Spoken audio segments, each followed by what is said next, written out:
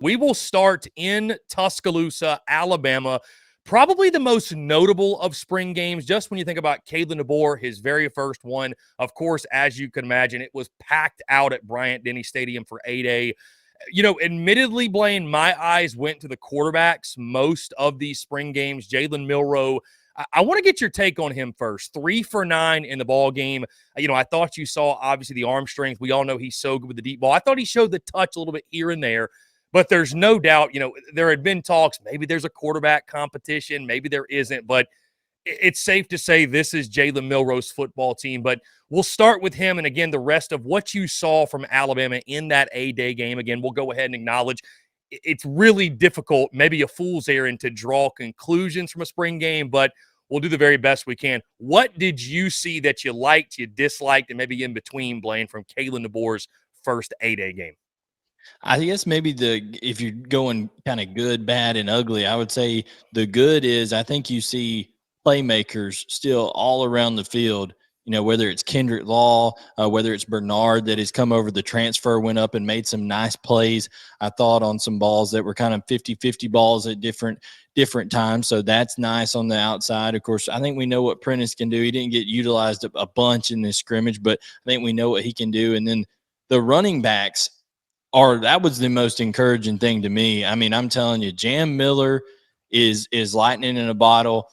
And when you talk about Justice Haynes, I think Justice Haynes has the opportunity to be maybe the most complete back that there is out there. When this guy, he knows he has a pro mindset from what his dad did, longtime Pittsburgh Steeler. You know, he's a guy that is been kind of groomed for this moment, and now we saw him start to get his opportunities in the Rose Bowl, and now I think he's going to get even more going into the season.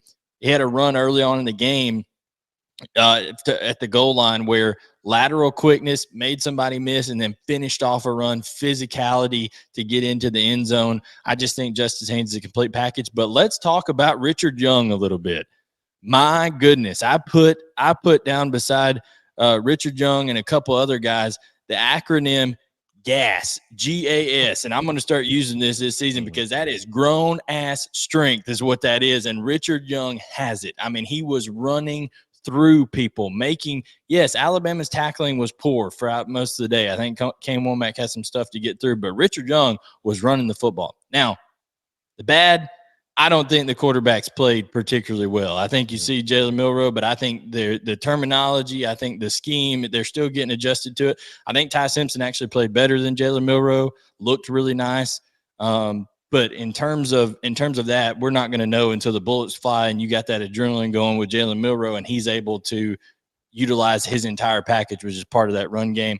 The ugly, like I said, I just thought the tackling and I thought the execution on the defense with some very, very, very young guys in that secondary was not very good at all. And that's going to be something that I think Alabama fans are going to really, really be wanting to see improve when the first game of the season rolls around.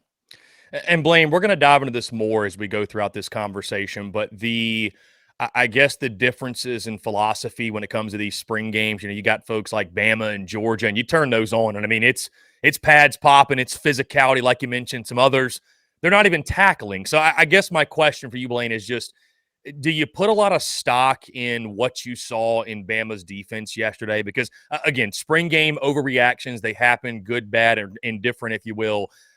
Some folks concerned about what they saw on the defense. I mean, again, is that something where does it raise a red flag for you, or do you just kind of write it off as no big deal?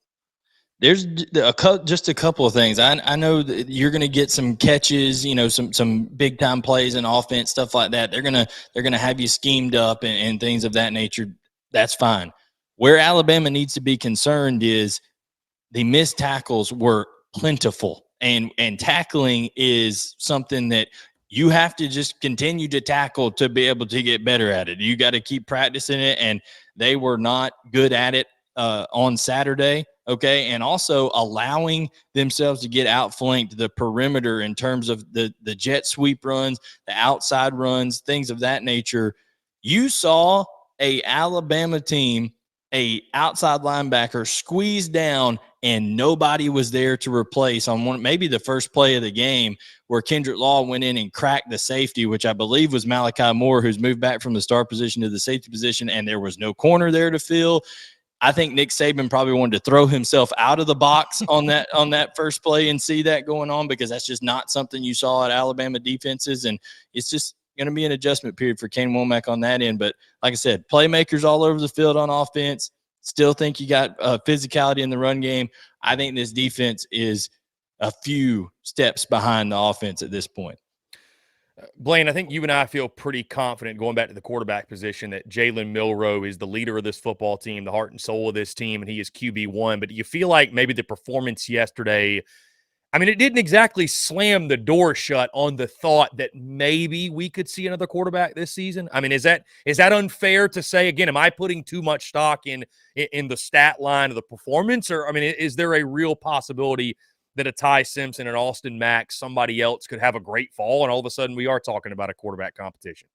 No, I mean, I think, like you said, because of the leadership qualities, because of what Jalen Milroe did for this program, because of just the fan base, how they've rallied around all that connection, I think he's going to get every opportunity at the beginning of this. If he really struggles, if he does not make that jump that everybody's expecting out of him from year one as a starter to year two as a starter, then yes, I thought we saw enough about Ty Simpson yesterday to say, hey, yes, he had a bad performance early on in the season last year, but my goodness, he just looked time and time again behind a second offensive line that didn't protect him great yesterday. He looked like a guy who can escape the pocket, who can keep his eyes downfield, who can make plays, throw from different angles. He was recognizing blitzes, replacing those blitzes. I think that Ty Simpson is a very, very good backup and a guy that, if needed, could be called upon. But I think Jalen Milroe will get every shot imaginable going into this season.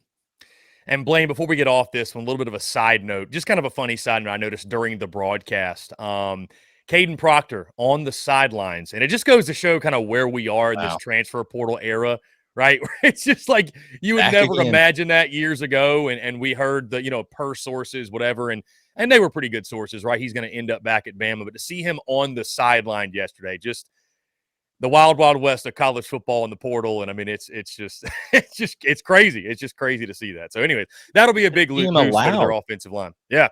To see him allowed, because back in the day, there were some coaches who were like, no, you're not coming back. Like that. It's just so different on many different levels now. Chris, did you notice there was about 6 bad snaps in the Alabama game once again by the centers?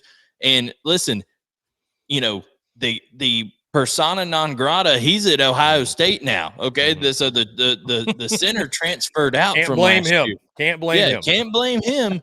What's going on in Bama? Okay, they cannot snap the football consistently, and I think that's an issue for the Crimson Tide. Whether it was Austin Mack having to go down, or this way or that way, or Jalen Milroe getting snaps, just rolled back to him a couple of times. I think that's a bigger issue that's going on at Alabama, is for some reason they can't snap the football efficiently or consistently.